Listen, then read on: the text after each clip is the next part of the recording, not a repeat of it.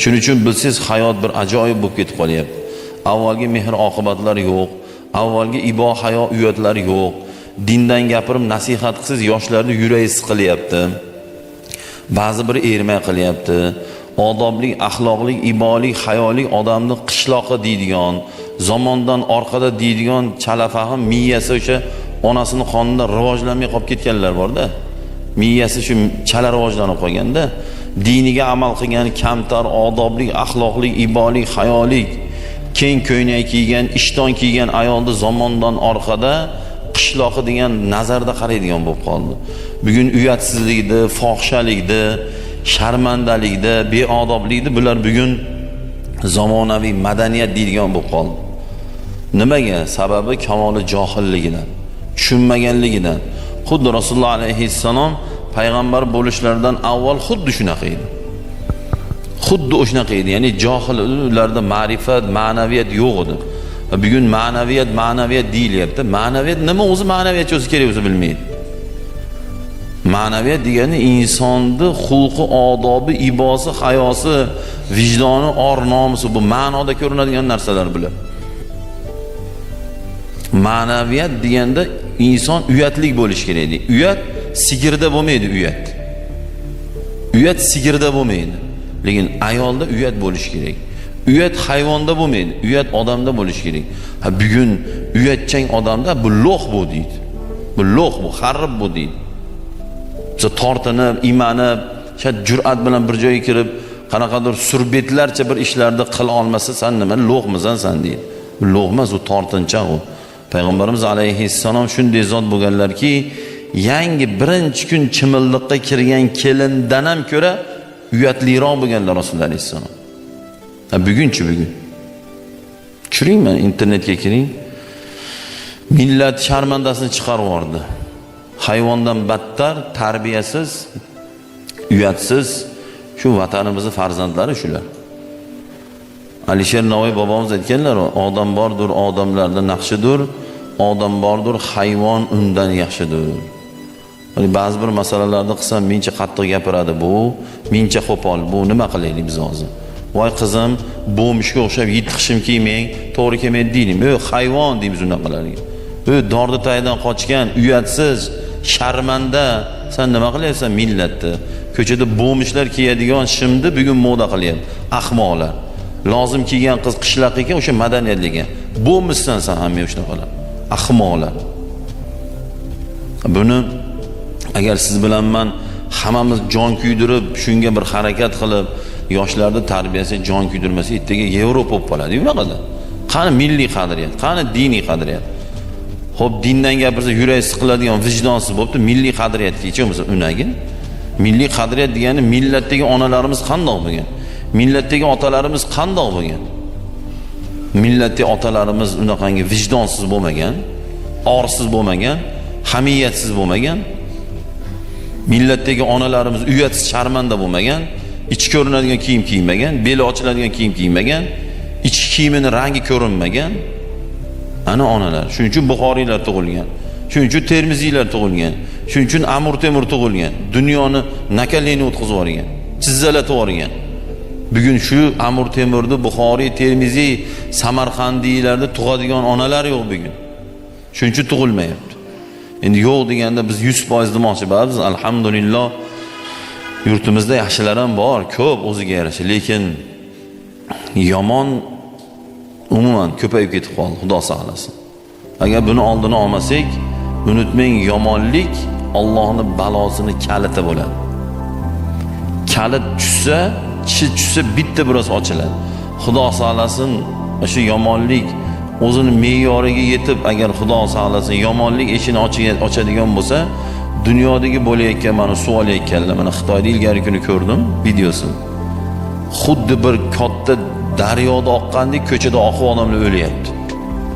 Kim garantiya beradi biz ustimizda 10 kun shunaqangi jala yog'maydi, kim aytadi? Kim aytadi? Sinoptik ham ayta olmaydi bu gap. Chunki Alloh Qur'onda yomg'ir qachon yog'ishini men bilaman deydi.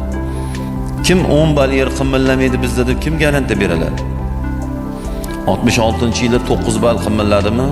Toshkentda yer ochilib ketdimi? Hamma uylar tekis bo'lib ketdimi? 10 bal qimirlasin-da, shu yerda hammamiz qolib ketamiz. Hozir qimirlasin-da. 10 balga chidamaydi bu bino.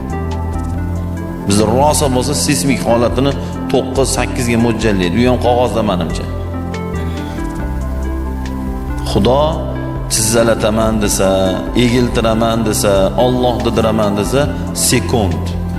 Bitta virus kuchayganda Alloh deb qoldingmi? Deb qoldingmi? Tizzalabordingmi? Bir uydan chiqolmay qoldimi? Liboy narsani yeb o'tirdimi? O'zi chisno yeyish kerak ekan. Nimani bo'lsa yedimi? Ko'ryapsizmi? Bu Allohning bitta oddiy ogohlantirishi xolos. Hali yo'lda ketayotganda radar bo'lsa margat qilib qo'yamiz-ku. Allohning margati xolos bu. Alloh jazolamasin. U texnikasi, atom bombasi, kompyuterlari, andaqa hacker miyasi zo'rlar ham u ojiz bo'lib qoladi. Mana dunyodagi manman degan eng tepada turadigan davlatlarga balo kelyapti. Qani qaytarib olsin-chi? Tornadolar kelyapti. Qani o'sha tornadolarda atom bombasini bir urib yo'qotib olsin-chi? Unga bas. Bandasiga bas, agar Alloh taolo tomonidan kelsa, bandasiga biz to'xtata olmaydi. Mana Xudodan o'lim kelyapti. Qani to'xtatsinchi, biz tan beraylik. Salkam 100 milliard dollar puli borlar bor. Tushda ko'rsiz, labni tepa pastga uchiq toshib ketadi. 100 milliard dollar pul uchiq toshib yuboradi odamga. Odamning miyasini aytib qo'yadi deydi. Katta summa bu. Dunyoda manman degan bilimdonlar bor. Kerak bo'lsa hech kim buzib kirolmagan joylarga kirib, kompyuterda kirib pulni olib ketyapti. Shunaqangi bilimlilar bor, shunaqangi kuchlilar bor. Qani ko'raylik, undan zo'rlari o'lyapti. Qani mana Xudodan ajal keladi, to'xtatib olsin-chi shuni. Azroilga bor damini oldisin-chi. Yo'qsa yangi yuraklarda alishtirib yashab yursin-chi. Mana Alloh o'zini zo'rligini har sekund ko'rsatadi. Faqat siz bilan men shuni ko'rishni bilmaymiz xolos. Alloh o'zini zo'rligini aytadi-yu, Alloh meni yaratgan mahluqotlarim haqida juda ko'p tafakkur qilinglar deydi. Shu Alloh yaratgan narsalar haqida o'ylasak, shu zot kimligi bilinadi. Deb binoga kelib qarab turib, uyda egasini kimligini bilsa bo'ladi. Hozir 500 ming dollarga uy qursin-da. Ancha-muncha odamning keyin esi yo'qoladigan bo'lib qoladi. O'sha 500 ming dollarga uy qurgan odamning kimligi ma'lum o'zi. Endi o 500 ming dollarlik uyni qo'ying, dunyoni bir yaratilganini ko'ring. Xudo aytadiki, qiyomatgacha zo'rlarga chaqiruv tashagan Alloh. Mana sportsmenlar tashaydi-yu. Mana deydi, liboyin chiq urushaman deydi. Alloh qiyomatgacha chaqiriq tashagan. Hammang liboyin to'plan menga bitta chivin yasab ber deydi. Oyatda bor shu. Chivin yasab ber deydi. Puldorning pul tashay, kallaliging kallang bilanki, doktorliging bilan asbobing bilanki, yasamanga bitta chivin yasab ber deydi. Bu degani bizni hech kim basligimizni Alloh aytib qo'ygan. Ixlos surasida Qur'onda sulusul Qur'on deganlar Rasululloh. Ixlos surasi Qur'onda 3dan biri deganlar. Alloh o'zi haqida korotki yasli ma'lumot berib qo'ygan. 3 qator so'z, 3 qator oyatda o'zi haqida zo'r ma'lumotni berib qo'ygan. Bu oyatda tushishiga sabab mushiriklar kelib, ey Muhammad, sen Xudo deyapsan ekan. Robbimiz Alloh deyapsan ekan. Shu bo'pti, Robbing nima o'zi? Kim u deganda shu oyat tushgan. Ey Muhammad ayting, men bittaman deydi. Men bittaman deydi. Men tug'maganman, tug'ilmaganman deydi. Ya'ni bolam ham yo'q, otam ham yo'q, onam ham yo'q, o'g'lim, akam, ukam hech kim yo'q, men bittaman deydi. Alloh oxirida aytadiki, menga hech kim teng kela olmaydi deydi. Bu degani ham mendan zo'rman men deydi. Alloh o'zini zo'rligini ko'rsatib qo'ygan. Ya'ni bizga hayot berdi. Yer yuzidagi butun tirikni men boqaman deydi. Bugun ikkita oilani boqib qo'yib jar solyotadi. Yo'qsa 2000 ta ishchini ishlatib kibrlanib dunyoga sig'may qoladi. Dunyo Alloh dunyoni boqib ham qo'yyapti. Dunyoni boshqarib ham qo'yyapti. Musa alayhisalomning oldilariga kelib kofirlar kelganda, "Ey Musa, sen aqlingdan ozdingmi? Xudo degan narsa bor deyapsan ekan, yemaydi deyapsan ekan, ichmaydi deyapsan ekan, uxlamaydi deyapsan ekan." Deganlarda Alloh uxlamaydi, Alloh yemaydi, Alloh ichmaydi deb tushuntirdilar. Ular tushunmadi. Shunda Musa alayhisalom xafa bo'ldilar. Alloh farishtalarni jo'natdi. Musoni 2 kun uxlatmaysizlar dedi. O'sha paytda ham 2 kun 48 soat bo'lgan. O'sha 1 yil 12 oy bo'lgan. Dunyo yaralgandan shu 12 oy 24 soat ketadi. Qiyomatgacha shu 11 oy bo'lib qolmaydi, 9 oy bo'lib qolmaydi. Yo 13 oy bo'lib qolmaydi. 2 kun Musa alayhisalom uxlamadilar. 3-kun Alloh o'zi aytdi, endi Musa bugun ham uxlamaysan dedi. Xo'p dedilar. Chunki buyruq bajariladi, muhokama qilinmaydi, nimaga deyilmaydi. Tika turasan dedi Alloh. Xo'p dedilar. Qo'lingga ikkita ko'zi ushlab olasan dedi. Xo'p dedilar.